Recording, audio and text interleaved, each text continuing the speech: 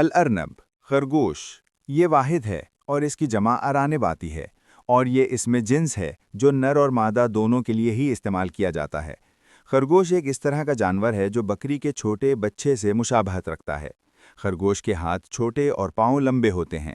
خرگوش زرافہ ایک جانور ہے کہ بالکل الٹ ہوتا ہے اور یہ چلنے پھرنے میں پچھلی ٹانگوں کو استعمال کرتا ہے۔ نر خرگوش کی ایک قسم اس طرح کی بھی پائی جاتی ہے جس کے بدن کے ایک حصے میں ہڈی اور دوسرے حصے میں گوشت موجود ہوتا ہے، سوائے اس قسم کی نو لومڑی میں بھی موجود ہوتی ہے۔ اکثر اوقات مادہ خرگوش اپنے نر سے خود جفتی کرتی ہے، وہ اس بنا پر کہ مادہ خرگوش میں شہوت کا غلبہ پایا جاتا ہے۔ مادہ خرگوش حمل کی کیفیت میں جفتی کر لیتی ہے۔ خرگوش میں ایک انوکھی چیز پائی جاتی ہے کہ یہ جانور 1 سال تک نر ہوتا ہے، پھر دوسرے سال مادہ بن جاتا ہے۔ عجیب و غریب واقعہ 613 ہجری میں ابن اسیر علیہ الرحمہ نے الکامل میں اس بات کا ذکر کیا ہے کہ میرے ایک عزیز نے خرگوش کا شکار کیا۔ جب اس نے خرگوش پر توجہ دی تو اس کو علم ہوا کہ خرگوش میں عضو مخصوص آلہ تناسل بھی ہے اور شرمگاہ بھی۔ جب انہوں نے خرگوش کو ذبح کر کے اس کا جائزہ لیا تو دونوں چیزوں یعنی شرمگاہ اور عضو مخصوص کو خرگوش میں موجود پایا۔ خرگوش کے خصائل۔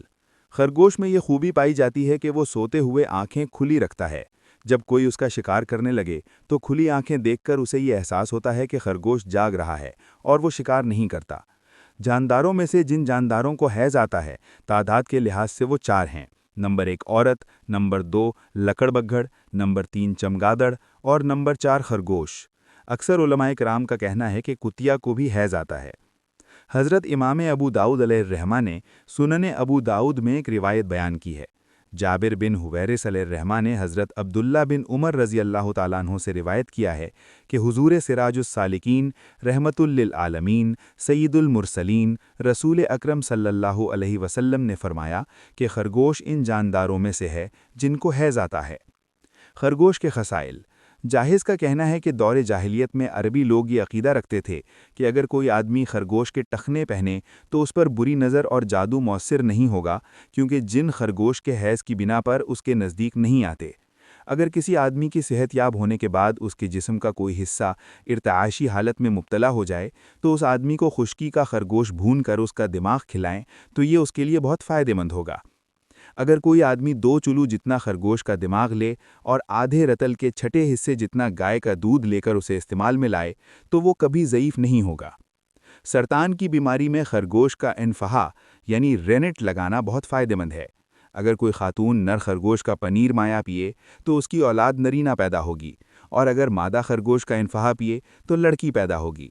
خرگوش کی مینگنے یا گوبر کو خاتون باندھ لے اور لٹکائے تو وہ خاتون حاملہ نہیں ہوگی۔ بقرات کا کہنا ہے کہ خرگوش کے گوشت میں گرمی خشکی پائی جاتی ہے۔ خرگوش کا گوشت پیٹ کی صفائی کرتا ہے اور اسے کھانے سے پیشاب کھل کر آتا ہے۔ اس خرگوش کو بہتر سمجھا جاتا ہے جس کو کتے نے شکار کیا ہو، تو یہ موٹاپے کے لیے فائدہ مند ہے، لیکن خرگوش کا گوشت استعمال کرنے سے نیند کا خاتمہ ہو جاتا ہے اور سودا کا غلبہ ہو جاتا ہے۔ اس کے لیے طبیبوں نے تر مسالے کی رائے دی ہے، لہٰذا خرگوش کا گوشت سرد مزاج لوگوں کے لیے فائدہ مند ہے۔ خرگوش کے دماغ کو بھون کر کالی مرچوں کے ساتھ مکس کر کے کھایا جائے تو رشا کے لیے بہت مفید ہے۔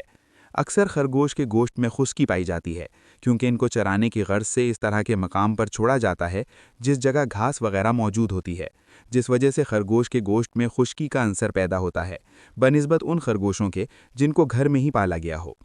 اگر 6 رتی وزن یعنی 1 دانق وزن کے برابر خرگوش کے مغز میں 2 جوے کافور مکس کر کے کسی فرد کو پلا دیا جائے تو کوئی بھی انسان جو اس کی طرف دیکھے گا اس فرد سے انسیت ہو جائے گی، بالفرض اگر کسی خاتون نے دیکھا تو وہ اس پر فدا ہو جائے گی، حتیٰ کہ اکٹھے رہائش کے لیے زور دے گی۔